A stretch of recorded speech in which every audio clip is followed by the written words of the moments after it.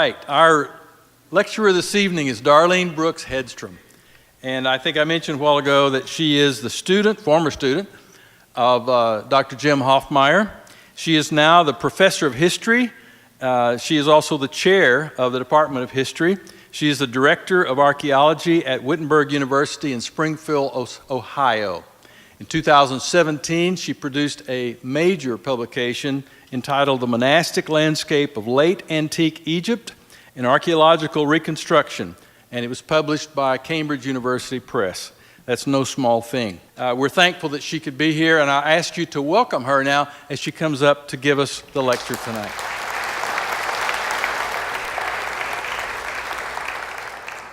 Thank you so much. It is quite an honor to be here and to be invited to participate in what seems to be such a rich environment for learning and for faith. And it's an honor to be here with my former teacher and actually some of my former classmates as well, and colleagues that I've worked with in Egypt. And I'm just thrilled to be able to have a chance to share with you some of the wonderful things that exist in Egypt in a time period that's often neglected. And so I'm very appreciative for the family to invite me to come and to deliver this lecture this evening. So one of the things I think would help us as we look at this question of what exists for the world of Christianity in Egypt is to look at two specific questions. And so the first one that I want to pursue is what can archaeology tell us about the history of Christianity in Egypt? And so that will be one theme that's going to run through the remarks that I will offer. The second is what we can know about the lived experience. And what I mean about the lived experience is what was it like for Egyptians who became Christians, and how can we see and empathize with them and have a sense of what that experience was like. And in order to get at these two questions, there's two challenges that we have as well. So the first one is that we have an unevenness in the archaeological record. And I'm going to illustrate this in a moment. And so it's important for us to have this background before I show you the evidence so that you can understand what we can and what we can't know about this world and about this time. The second challenge has to do with what I will call a neglect of an interest or a neglect of the archaeology of Christian Egypt.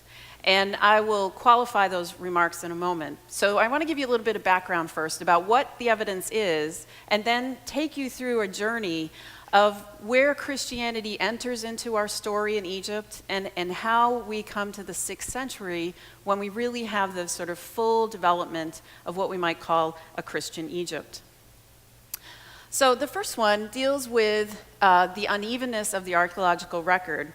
And what I have here is a map of the Delta, and we see Middle Egypt here. And one of the first things is that colleagues who work outside of Egypt are often very jealous of the fact that those who work in Egypt have access to papyri. We have access to documents written on papyrus that comes from a range of periods. And this material does not really exist in the same degree elsewhere, and it's due to Egypt's very arid climate. And yet, there's a problem with that evidence as well, because the north, which is very moist and is more of a floodplain and marshland, does not have the same level of documentation. So while we have this kind of rich core of material, it comes from very select places in the Nile Valley. And so it can only tell us certain stories about different individuals in the past, and it also means it skews the questions that we may want to ask about the past. Another component about when we're thinking about the unevenness of the evidence is the fact that for most of the history of archaeological interest in Egypt, Egyptologists were consumed and kind of fixated on the great monuments that lay within the desert or on the edge of the desert. And that's a very practical reason, because the Nile, as you hopefully can see here, and I apologize if you can't quite see the difference here, but this is a very dark green, and you see the Nile and the floodplains, and then you see a sharply rising cliff on both sides. And so sometimes Egypt's Nile is described as a tripartite landscape, so that you have the Nile as a form of rapid transportation, and then you have the floodplains that are then the agricultural fields, and then beyond that are these cliffs that happen very immediately. And so archaeology was not focused necessarily on what's happening in the floodplains because it's very difficult material. You need to have something to control water. You need to have something to deal with the floods. And so interest in the archaeology that's taking place kind of in this complicated landscape is a more recent field. And so we have a different view of the ancient world because of where archaeologists first did their work. And now that's starting to change. And there's more interest in what we might call domestic archaeology or settlement archaeology, rather than just the temples and the mortuary complexes of the great kings and pharaohs of the ancient world. Now, a little bit later, I'm going to be introducing you to the world of Christian monks. And I just want to offer this as an indication, again, of when we're thinking about the evidence. I want you to remember this picture. Here I am looking toward the cliffs, and you can see the cultivation here and the settlement. Often what happens when people talk about monks in Egypt is they talk about them forgetting the world and turning their backs on the humanity of the world. And that is actually a myth that is created in our sources, and a myth that then scholars reproduced as they took these stories at face value. When in fact, if we kind of flip between these images, you can see that the Nile and the cultivation and the cliffs are very close. And so I'm going to ask you to think about the fact that where monks are living is very close to everyone else. And we'll come back to that, and I'm sure you'll have some questions once we come through this. Now, just as an illustration of the challenges of the evidence, here is the city of Alexandria. Alexandria surfaces very prominently in our early stories of Christianity. We have Clement of Alexandria, we have Origen, we have a center for Christian education. And yet, we know very little about the archaeology of this very famous city because, as you might be able to see, it's a very active, thriving city that has had a long life, and the archaeology of the periods we would be interested in is not really available to us. So we have little snippets, and so this is in fact a line drawing of some of the work at a site called Komoldyka. It's a site that has been excavated for several decades by a Polish mission, and you can visit it very easily after you hop off the train that most people take when they move up from Cairo to Alexandria. And you see here the Roman theater, and here is an image of this. It's a lovely site to visit because it reflects a period called the late antique world. And so much of what is found here at Komoldyka is from the 4th and 5th centuries onward. What is found here is something that is helpful when we're trying to envision the world in which Christianity emerges. And one of it is the plans of these classrooms. And this is basically a lecture hall where we'd have the steps up, similar to what I'm on now, for the teacher, and then the students would sit around in these chambers. And you can see a line drawing here. Now, this is not the space in which Origen or Clement of Alexandria taught, but it may be very similar to the types of spaces that once existed for them to actually work in. All right, so a little bit now on what is the challenge of the neglect of the archaeology of Christian Egypt. So here we have someone very famous and maybe perhaps known to you, someone named Constantine Tischendorf, who gets the credit for sort of finding at St. Catherine's Monastery in the Sinai, Codex Sinaiticus. And he was very well known for going to monasteries trying to find their ancient copies of the New Testament and the Bible. And so you see a page here in some of the columns from that manuscript. What he was not interested in was artifacts, okay? So when I'm talking about archaeology, I'm talking about things other than and in addition to texts. So this kind of passion for texts led to the excavation work at the site of Oxyrhynchus. It's probably one of the most famous sites that we have from the late and early 20th century, and archaeologists came here and basically started a massive clearing of the trash site at this ancient site. And they were fortunate in the work, and here you see some of the archival images, that they were finding fragments of Greek and Latin and some Coptic texts within these trash heaps. And some of these passages that have been found are still being worked on. It was such an amazing discovery. But the way in which these were discovered was done in a very kind of crazy manner. Right now, you probably couldn't do it and still return back to work. But that was the way things used to be.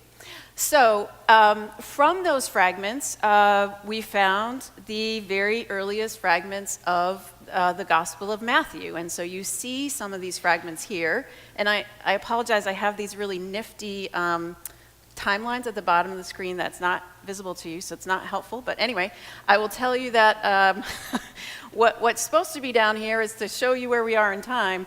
But scholars kind of debate about exactly where these early fragments of Matthew are, and so it has about a 100-year time span from about 150 to 250, and so there's a little bit of scholarly debate about exactly where to place these fragments. Now, another component about the neglect, and this is one of my, my sort of pet peeves, being an archaeologist of monastic Egypt, much of the material I'm interested in was thrown away and thrown into the Nile because it wasn't very sexy. And so here's a perfect illustration. This is a very famous temple in southern Egypt, the Temple of Philae to the goddess Isis, built by the Ptolemies. And in this early photograph, you see numerous examples of domestic mud brick architecture. For me, this is a fantasy. Like, I could just be left off on this island and stay there forever. But if you go there, none of that is there because it was all stripped off and literally tossed into the Nile. And it was an effort to clean these sites that were privileging pharaonic ancient Egyptian material over something that was kind of messy, Christian, Islamic, maybe made by monks, and not all that interesting. And so what happens is all that material then disappeared. And that is one of the realities of trying to study early Christian archaeology, is that much of it we lost a lot, I guess is probably the best way to think about it. Okay, so then what can we know? What can we know? So I want to come back to these two questions, right? The first one is, what can archaeology tell us about the spread of Christianity in Egypt? And then also, what was the lived experience? And so what I want to do is I want to have us consider these questions. And so we have actually a Christian here who is asking questions about himself, of who am I, what's my identity, right? Am I an Egyptian, am I a Roman, am I Coptic, am I Jewish, am I Greek? How am I different from my neighbors? Am I doing anything that's different from my neighbors? How does someone know that I'm a Christian versus a pagan versus a Jew? And how would we, as modern readers, know what those kinds of things would look like? What we have is, I want to take us through each of the centuries. So the first century, the second century, the third, the fourth, the fifth, and the sixth. And as we're moving through, at the very top, which is, I guess, cut off here, is that we're looking at the movement of the gospel into the Nile Valley. And then when we come to the second century is where we get some of these early patristic fathers, Clement of Alexandria, Origen. We come to the third century, we have the crisis where we have the persecutions, but we also have famous bishops such as Athanasius. Coming in here in the fourth century, we have the emergence of monasticism, we have Constantine's conversion, Theodosius making Christianity the religion of the empire. And then we really kind of hit our stride when we're starting to look at the history of Christianity with the 5th and 6th century, and we start to see some real development. So that's kind of where we're going to be heading. So what does the world look like? In the first century, we can actually see some of these individuals. And this is because in the Roman world, Romanized Egypt, or Romano-Egyptians, are adopting and slightly modifying ancient Egyptian methods of burial. And what you see here are, on the left, an example of what is called a mummy portrait. And these are paintings of individuals, and they would be over their face, and the rest of their body would be wrapped in linen, and then they would be buried in the ground. What's so amazing about these portraits is how much they reflect the humanity of this period. And if you've ever had a chance to see one in a museum, or if you're able to do one after you see this lecture, just think about how realistic these images look. On the right-hand side is a more traditional mummy mask, something that is made to then be placed sort of as a hood over the head of the deceased. And you can see this is far more stylized, but this was fairly popular as well, pulling on some of the ancient Greek motifs as well. And then in the very center is something that I find very interesting for myself as an archaeologist, is that it is a child's toy. And so Egypt provides us with just a really interesting but eclectic array of ways for us to have a connection to the past and to these individuals that we are interested in. Now, some of the gods of this period, on the left we have Isis, and she may not look familiar to you if you've studied ancient Egyptian goddesses, because by this time Egypt has really blended together ancient Greek ideas, which we would call Hellenistic ideas, with ancient Egyptian, and they've kind of come up with something new. The center image here is of the god Horus, who is dressed as a Roman emperor. And then on the right-hand side, we have Horus again on a horseback. He is killing a crocodile. And this will be very familiar to some of you if you may know of the iconography of St. George who slays the dragon. And so this motif is something that carries on into later periods. We also have images of some of the religious beliefs in terms of little terracotta material. So this is a lamp on the right that is showing a temple process, and here are the little spaces for the wicks. And then on the left-hand side, we have a funerary marker showing an individual with their patron god on their shelf. And so we can get a little sense of how in the first century individuals were practicing their religion. Now this lamp is a very detailed one because it has numerous wicks all around it, but it shows individuals coming together for what is thought to be some kind of communal pagan event or a procession. And it's this type of evidence that we look to because some of our texts do not describe what people are doing in the first century. And so archaeologists turn to this type of evidence in order to piece together and reconstruct what are some of the daily practices that are happening. Now, the first century was the time in which the gospel probably moved into Alexandria after Pentecost. But we don't have any written accounts of that. And so it's in the second century that we can start to see kind of glimpses of that tradition coming to fruition. And so here are some more mummy portraits. These are second century ones that are found at the site of Hawara.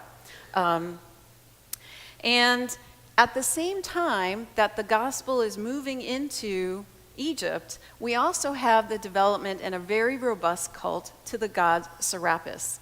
And so here we have on the left a mummy portrait of a priest of Serapis who is wearing a solar disk on his head. It's cut off on the screen, but here is an actual solar disk. And then here is a sculptured piece, and if you look at the very top, he also has this image as well. And so this is what would be pretty common for individuals who were in the priesthood who may then be hearing the gospel. This is what they would have be turning away from. Now, these pieces become more, the mummy portraits become more realistic as we're moving into the second century. And what we will see is that art historians and archaeologists believe that these become the first foundations for Christian icons.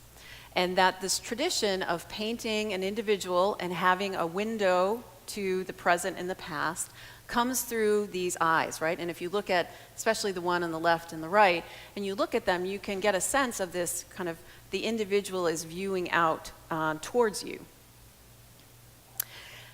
Now, the Christians at this time are unknown to us, except for the fact that it was perhaps individuals like these who were reading the Gospel of John.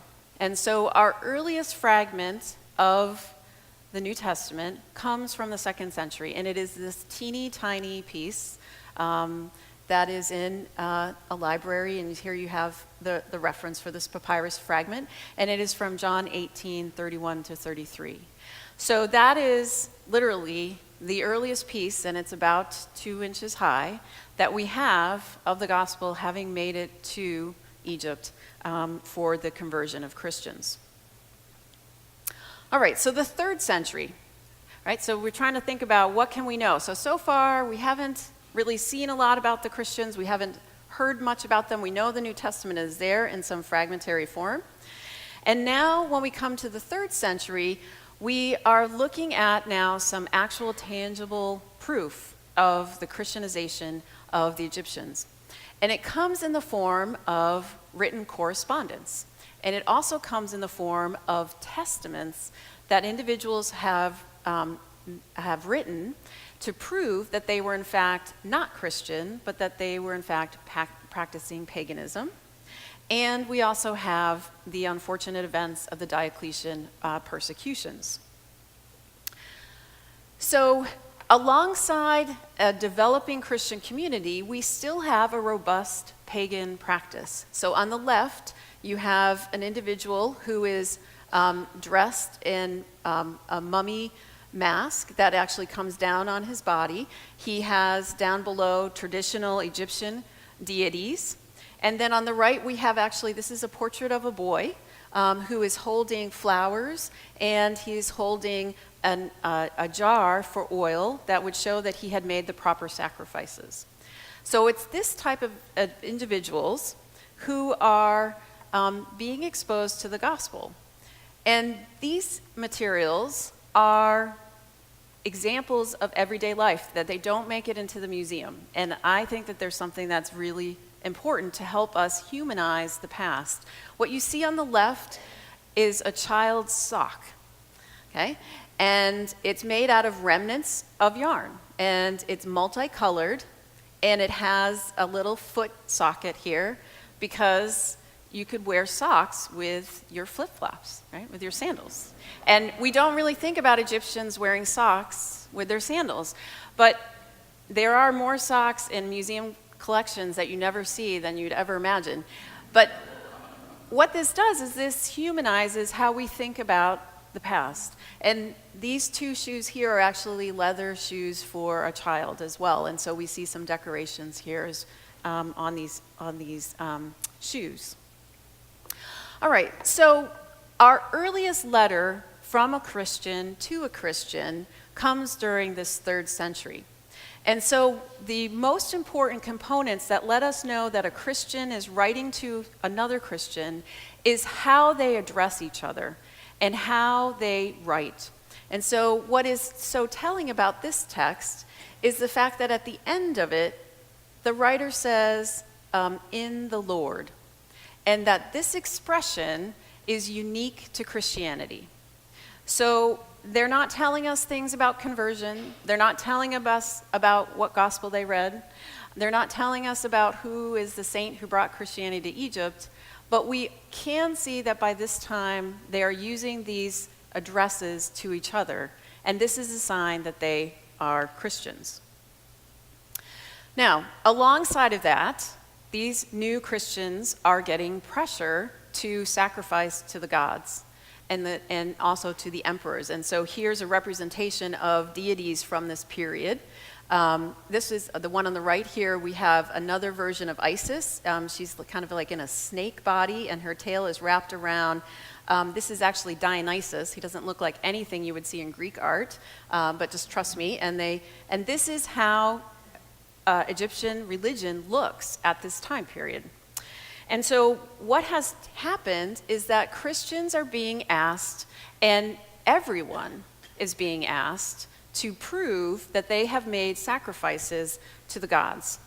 And this is one of the letters that's been excavated, and it actually says, it's a testament about two individuals saying, I have seen so-and-so eat and taste and sacrifice. And so these would be kind of tickets or documents that one would carry with you, presumably. We don't actually know how they were used. We just know that they exist. We know that they were called for by the emperor, and we know that people needed to do them. And so you can imagine then Christians trying to make a decision about what to do, right? To prove that they were loyal to the state and what the consequences would be. And of course, if we had time to talk more about church history, we know that that became a big issue for the early church, about people who said they were Christian but then sacrificed and then changed their mind later on.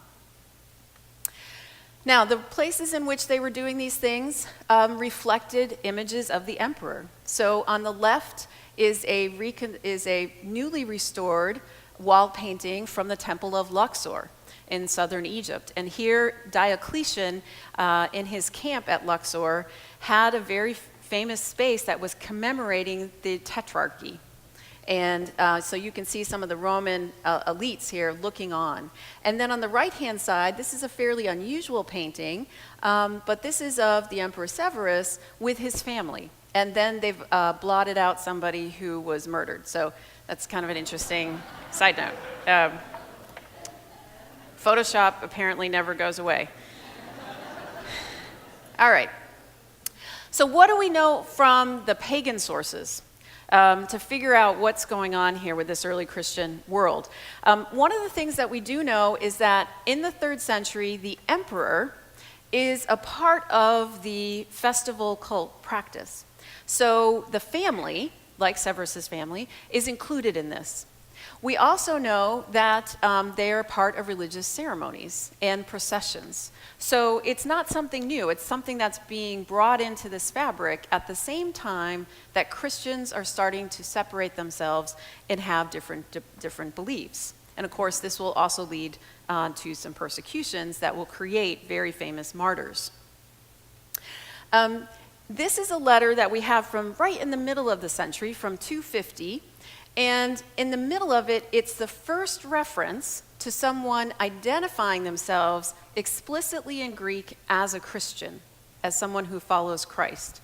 And so that's our earliest textual evidence from the archaeological record of somebody who says, I am a Christian. And in fact, this person is actually being called into jail.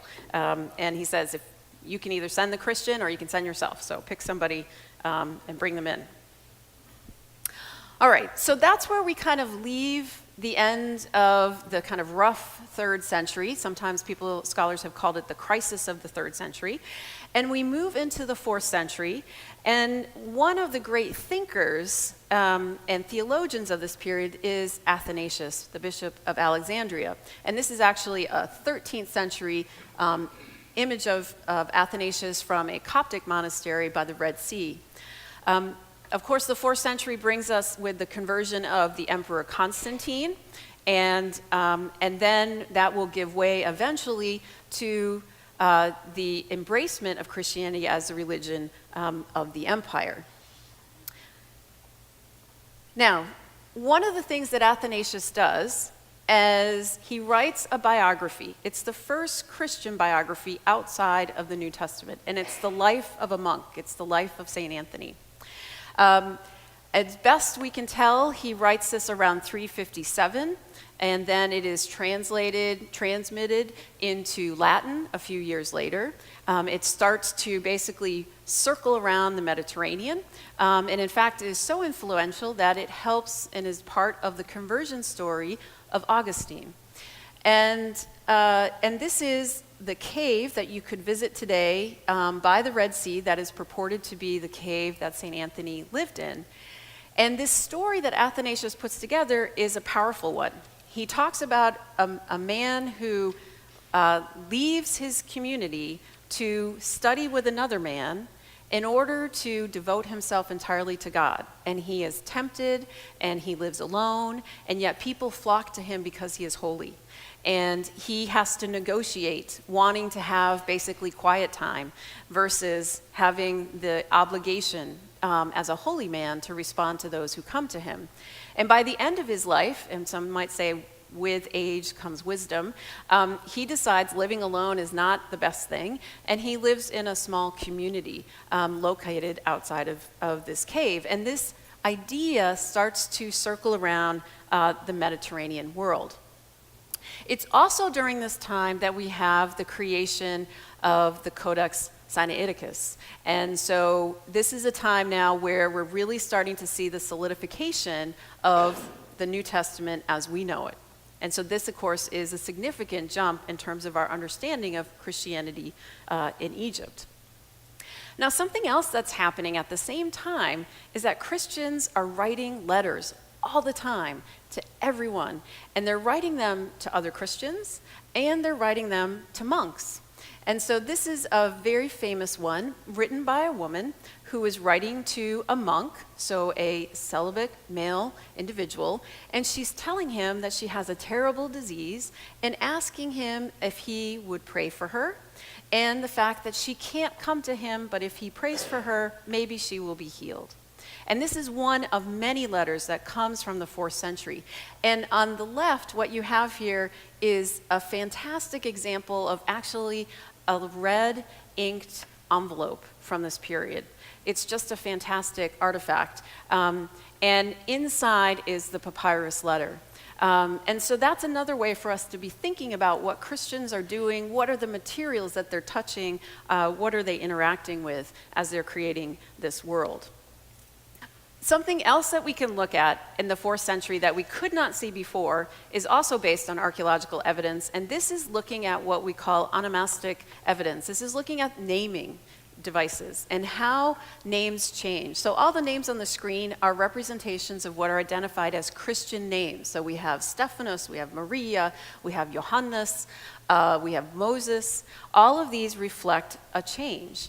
And at the beginning, we have only 20% of Egyptians are showing that they have Christian names.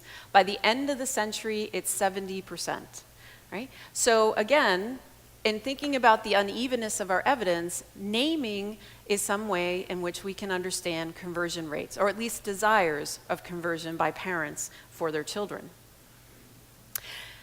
Now, it's also here at the very end of this century that we start to see the development of monumental Christian architecture, and it's coming in little ways. So this is an example. This is a keystone for an archway, and what you have are two angels holding a small cross, right? And we could look at exact parallels that have pagan images just the century before. So we're starting to see what will take us into the next century, which is the sort of evolution of pagan practices with now Christian motifs. Now, if you can see this, I want you to know this is the very exciting evidence of this is the earliest church that we have for Egypt, and it's in the desert. It's at a site called Kelis. It's very small. It's made out of mud brick, and you see columns right here. So our earliest evidence for a church is not in Alexandria. We don't have that evidence for the reasons I mentioned earlier, but we have them in places that have not been reoccupied. And this is where archaeologists have to turn their attention. It's also during this period, while Christianity is really sort of taking off, that we have different schools of thought also emerging. And so I know some of you perhaps know about the Gnostic Gospels, the Nag Hammadi texts that come out of Egypt. And this is the time period in which they start to emerge. And so you see one of the codices here from Cairo that's been opened. And of course, the Nag Hammadi materials have Gnostic texts, they have apocryphal texts, they have a whole range of different things that are in them. All right, so the 5th century is what I would call the Christianizing of culture. And so here is where we start to see conflict starting to emerge. One might say that in the 4th century, what was happening is Christians were they've come out of the persecution. Now the empire is embracing Christianity, and Christians are have the space to breathe and to allow for their communities to develop. But now they're coming directly into what we're going to call violence and riots, especially in Alexandria, with Jews and with Christians and pagans. It's also where we're going to see the diversity of religious material. So I have 2 amazing textiles to show you. On the left, we have a very traditional representation from pagan mythology. It's a very complex textile. It's woven, and it has different design patterns. It has different weave techniques. And then on the right-hand side, we have a Christian motif, also done with the same exact techniques. So these images are appearing simultaneously.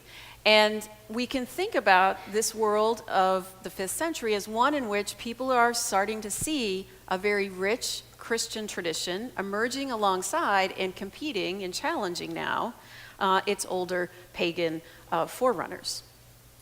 Now, this is perhaps a very famous image.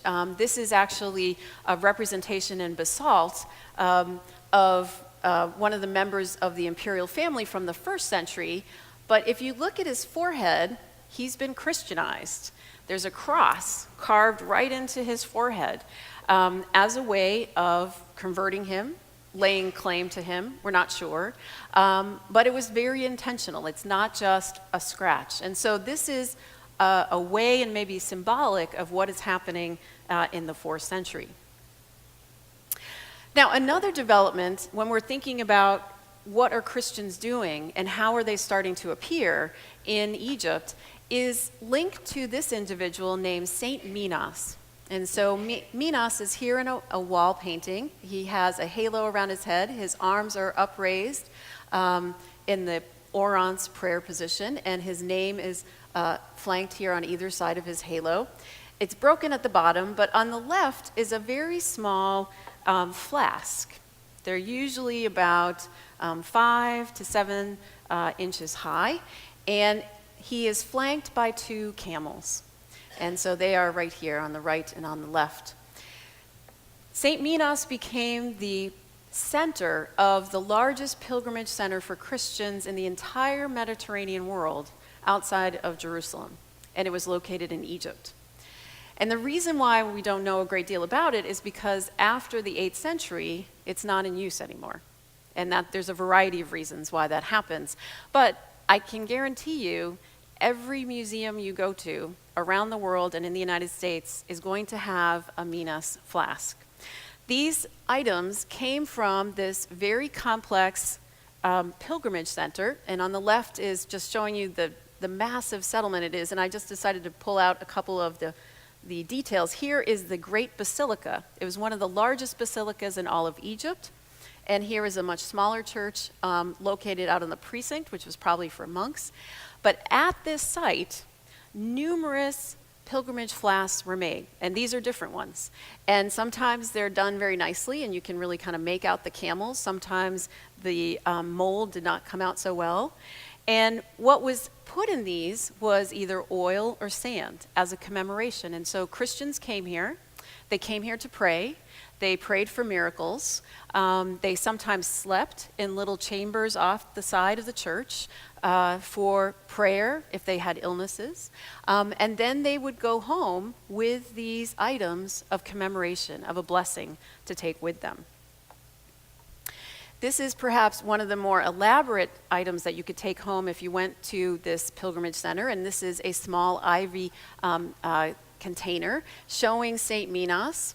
And then, of course, you can see the little camels on the bottom, and this represents some of the miracles. So this would be something that a very wealthy Christian would have, whereas the majority of Christians would probably bring home the flask. So we can kind of see some of the social differences between these two different communities.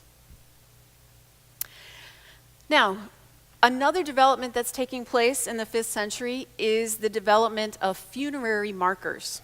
Right? So we saw a little bit at the beginning People were buried with face masks. We see these beautiful portraits where we can see individuals, but we didn't get a sense of what's going on with Christian burials. And that doesn't take place until we see these markers. And so on the left here, you see a representation of a Christian symbol starting to surface. And you also see the creation of some manuscripts with similar motifs. So here you have the ankh, or the cross, the looped cross. You have peacocks, which are always the symbol of eternity. And then often you have a dove or you have a bird here at the top. Now, I was able to find one thing that you can perhaps go to your fine arts museum and ask to see, which is this red tunic on the right. Your museum here in Houston has just a fantastic textile from this period. It's not on display, but I really think it should be. And I've compared it to one that's at the Metropolitan Museum. And these garments are the clothes of everyday Egyptians from the 5th century. And on the shoulders and on the kneecaps and sometimes on the sides are actually little woven details of Christian motifs and Christian symbols. And again, what we're starting to see now are clothes that Christians would wear versus clothes that pagans might wear. Now, you could decorate your body with crosses. And so the two on the outside are bronze crosses that both men, women, and children could be buried with or wear daily.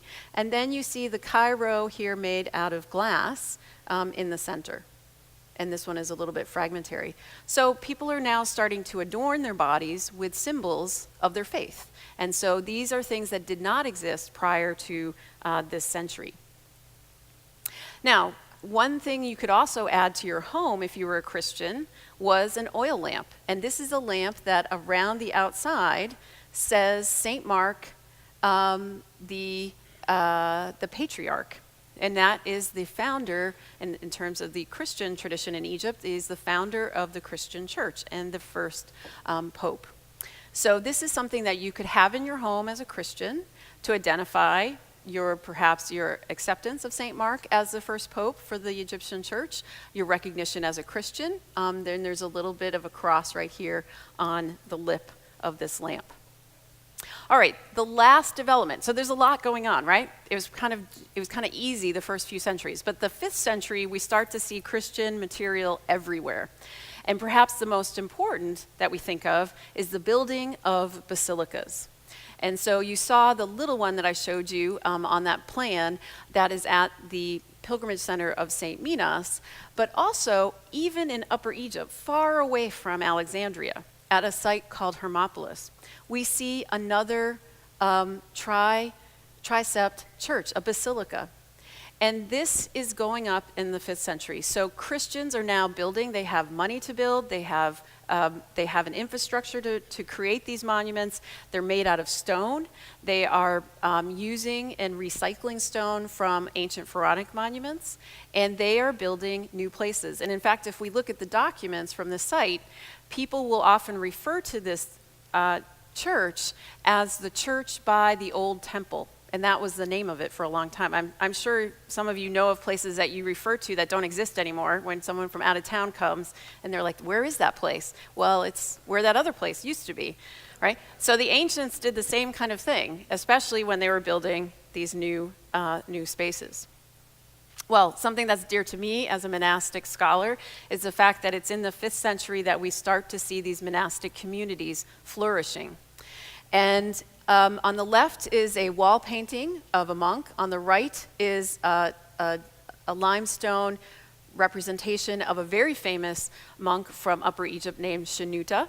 And Shenouda is unique in our history of the ancient world and in our history of the Christian world in that we have over 3,000, and some might count up to 4,000, pages of his writings. If there's any individual we can know from the ancient world and what he thought and what he wanted the world to be like as a Christian, it's Shenouda. Now, most of his writings were written not in Greek, they were not written in Latin, but they were written in Coptic.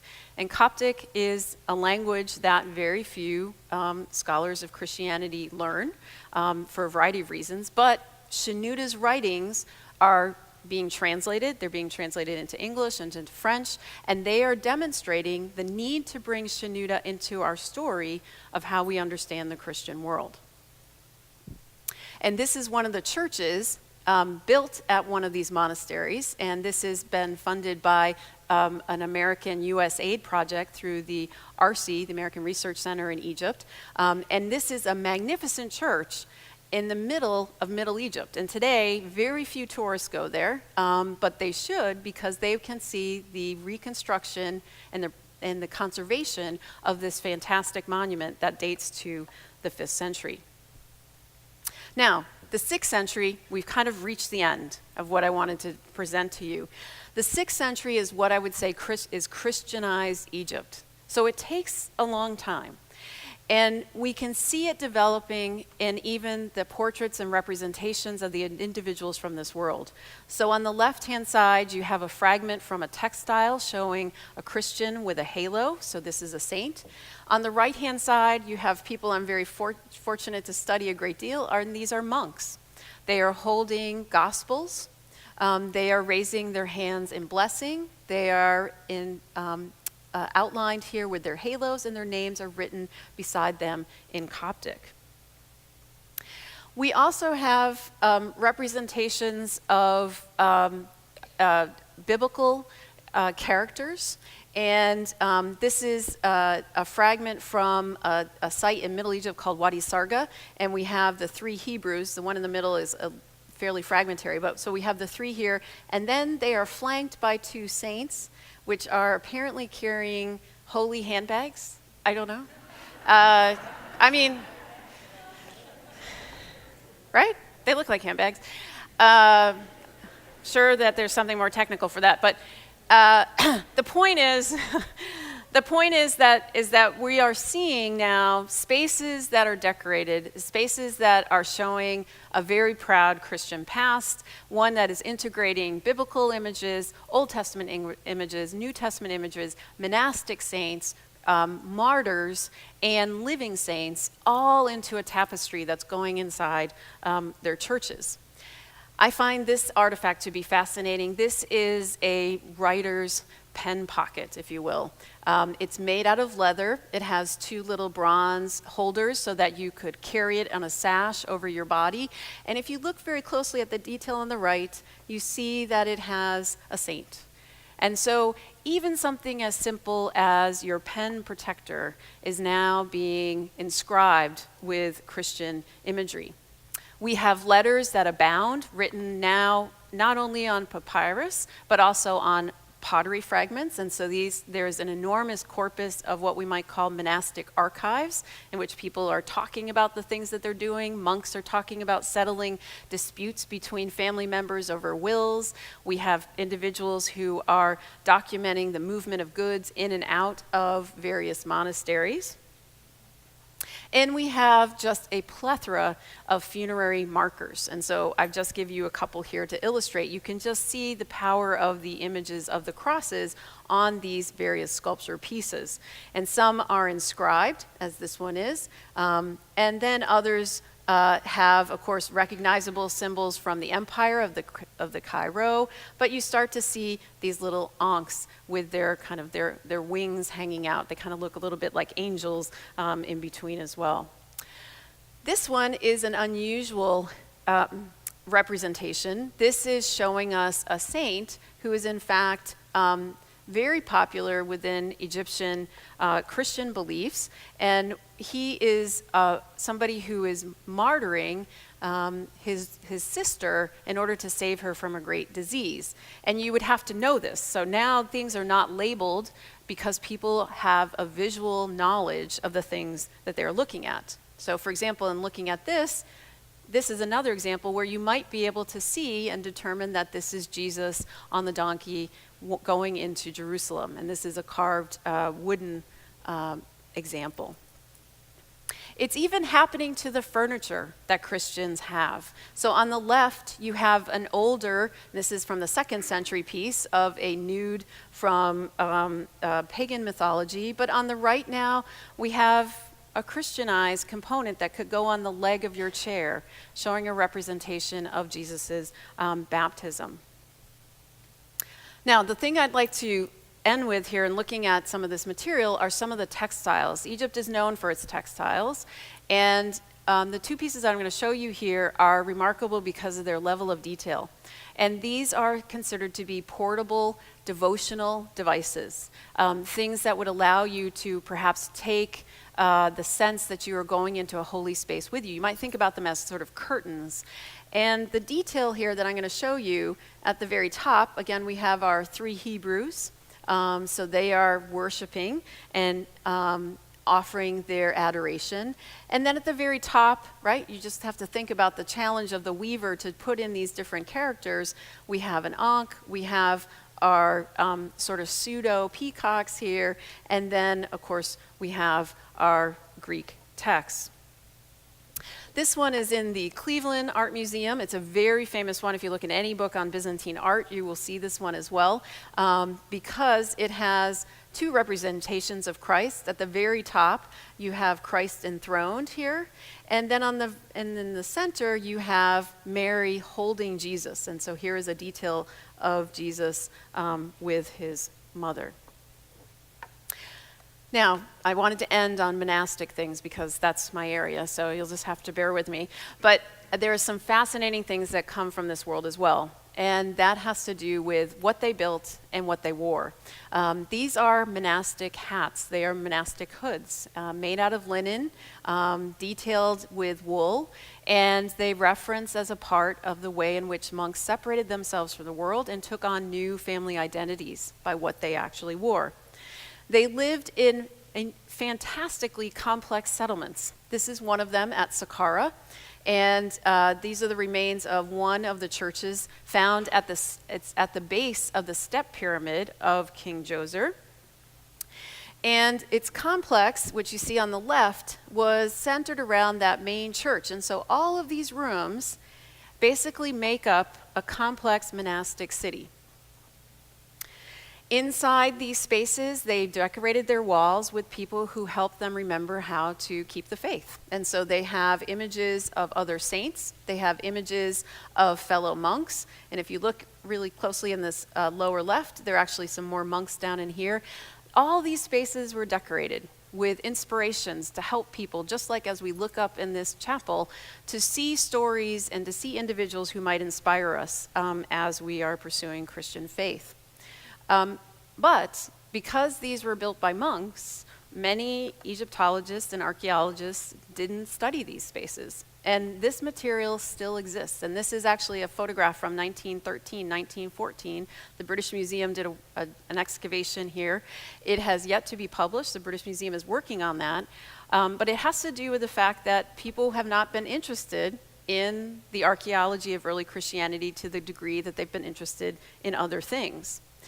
This is an example of the recent archaeological work that the French and the Swiss and Egyptians and a little bit of an American team did at the famous site of Kelia. And so one of my colleagues here, someone that Jim and I both work with, that's Tomek, walking around in the middle of this monastic apartment complex. And this is one of 1,500 monastic residences. And so this is a city in the desert where monks are gathering and interacting with others and offering prayers of intercession. This site here is another monastery which has fantastically high mud brick walls, sometimes going up 3 stories, and it has only been studied in just rare instances. Again, because it's not considered to be as valuable to the history of Egypt, and yet it requires our attention. So I would like to just conclude with inviting you to think about the 2 questions that I started off with, right? What I've done this evening is to offer you with as much visual evidence as I could possibly get away with to try to illustrate what archaeology can tell us about this long journey of how Egypt experienced Christianity, and then what it was like to possibly be a Christian, to dress like a Christian, to read Christian material, to write Christian letters, and possibly to even be a monk. And so with that, I will conclude. Thank you so much, and I look forward to your questions.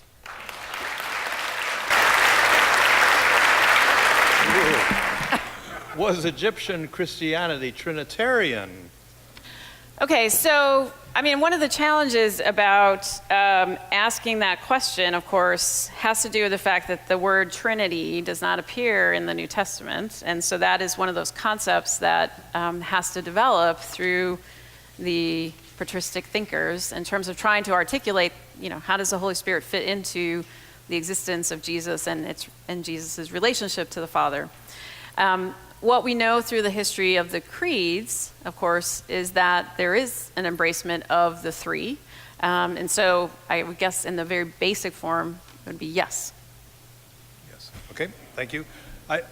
Now, let me move into some things we actually talked about yesterday. So either some of you, well, a lot of you weren't here, but we did touch on this yesterday, but nevertheless, here it is. Mm-hmm. The New Testament talks about Christianity moving from the Holy Land, going north into Turkey, Anatolia, into Europe.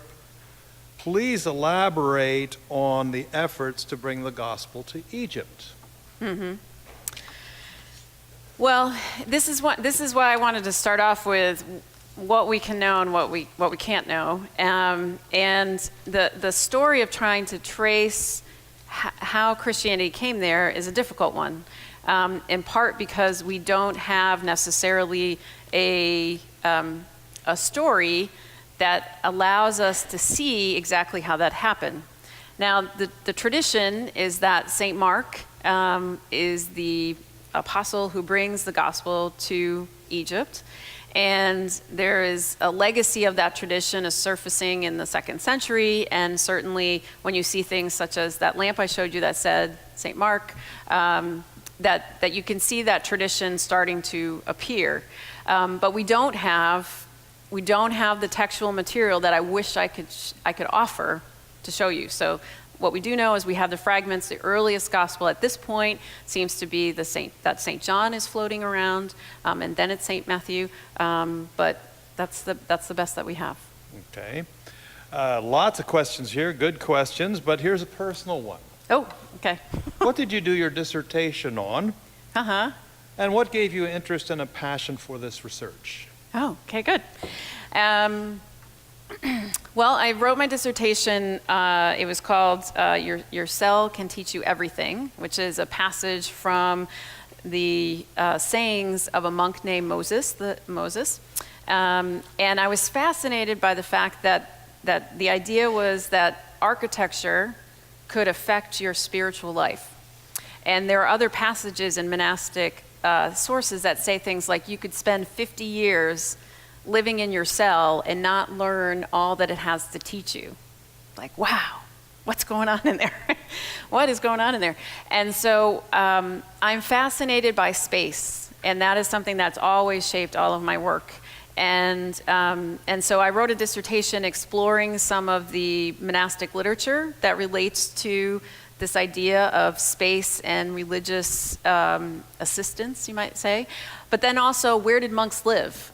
Because some of the monks say that they're living in a very Spartan lifestyle, but everything that I just showed you here at the end suggests something entirely different. And so I found that to be a very fascinating problem. Or challenge to try to work through. And so that's what I worked on.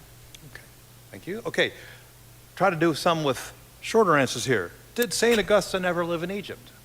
St. Augustine ever live in Egypt? No. Okay. How much did the Marcionite and Arian heresies appear in early papyri? That's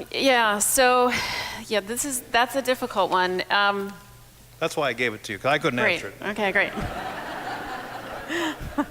Okay, I have a chance to phone a friend, right? No. I could tell a joke while you're doing that. No, that's okay. Okay, so here's one of the things as an archaeologist. Okay, so we've got I'll take the Arian controversy, right? Obviously, this is a big deal. The Nicene Creed is all about making sure that there aren't any Arians going around saying that there was a time before Jesus was and that he was created and all this other nonsense. So and yet, right, what did they build? What did an Arian Christian household look like? Would we know it in the archaeological record? Would we know what a Chalcedonian house would look like. So we have those questions because of these different sources, but it's not always clear, and the material remains that we can answer and identify, right? So like, is the house of a Lutheran different than the house of a Baptist, than the house of an Orthodox, right? And if everything in their house was taken away, would we know what they believed? So that's the answer that I can give. It's a tricky one, but it's one I think about. Okay. This question obviously is coming from a seminarian or a potential seminarian. Is Coptic difficult to learn, and should biblical scholars learn Coptic? Yes, they should learn Coptic. Absolutely. And you have a benefit. If you come at it from the Greek side, you already can read most of the letters because they are written with Greek letters, and then there are a few creative letters added on that represent sounds that exist in ancient Egyptian but not in Greek. And so you'd have a benefit. And you'd also know a lot of loan words that are adopted into Coptic. If you come at it from the Egyptian side, you also have a benefit. So if you want to move from the ancient to the more modern, if you will, the grammatical structures reflect some more familiarity if you come from it from that side. So I think it's a yes, yes, yes answer. Are there fundamental differences between the symbols of Christianity in Egypt and, let's say, in Rome? Yeah, I think there are some differences that start to emerge. You start to see, like we might talk about in the West, the image of Jesus as the Good Shepherd. That's a motif that seems to have a lot more purchase on the continent than it does sort of in the Mediterranean world. And I think it has to do with images that reflect your lived experience in terms of, for Egypt, there's images of Isis nursing Horus, and that then becomes an easy image to think about Mary nursing Jesus. And then, of course, you see the representation of the Ankh sort of changing, morphing into the cross. But that kind of Ankh-cross combination doesn't appear into the continent because it doesn't have that same kind of iconography. Okay. How do you date, or how does one date Codex Sinaiticus?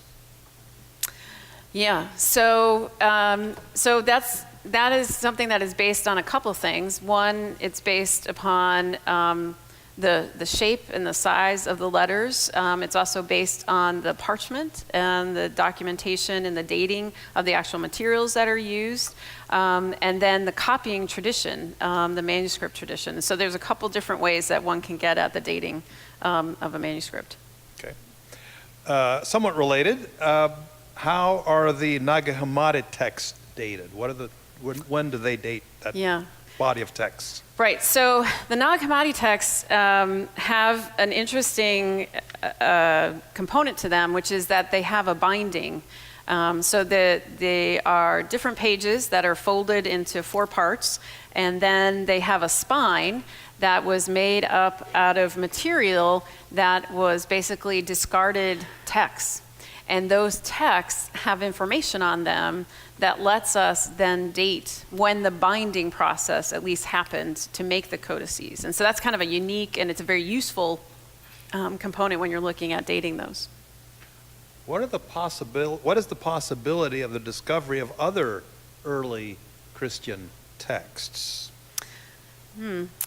So I like to be an optimist when it comes to archaeology, because I think archaeology is constantly changing our story of the past, just always. And so I'm always hopeful that something new is going to happen. I think that there is opportunities for it, especially in the Delta. There's a great effort now, both by the Egyptian government and by people who work in Egypt as archaeologists, to concentrate now. New projects need to have a project that develops in that part of Egypt versus elsewhere. We have the technology to deal better with waterlogged sites. So I think that there's a possibility with new technology that we may discover things that we haven't been able to find because we didn't have the skills to do it. Good, thank you. Has the recent attacks on Christians affected archaeological work in Egypt? Yes, and it depends on where you are. It depends on where you are in Egypt, and it's certainly dependent upon how close you were to different periods of the election. So that, there were times in which the police who protect, for example, the sites that I work at Christian sites, abandoned their posts for very practical reasons, and monks were defending these sites. And there's been changes in security. There's also been changes there are times in which certain nations are more welcomed to come to Egypt and others are not, based upon what the Egyptians consider to be their challenges and what is going to be safe for them as well. Yeah. Okay. According to the New Testament, Jesus and the Holy Family came to Egypt. Mm-hmm. Is there any evidence of this? Yeah. So, I can tell you that there's a tradition that Jesus and the family did a lot of traveling when they were in Egypt. And so there are several churches and monastic sites that attribute the tradition of Jesus and Mary and Joseph being there. For example, that there are some monasteries where there's a tree that has a certain bend to it, which is pointed out as that's where Mary sat, and that's the tree that remains.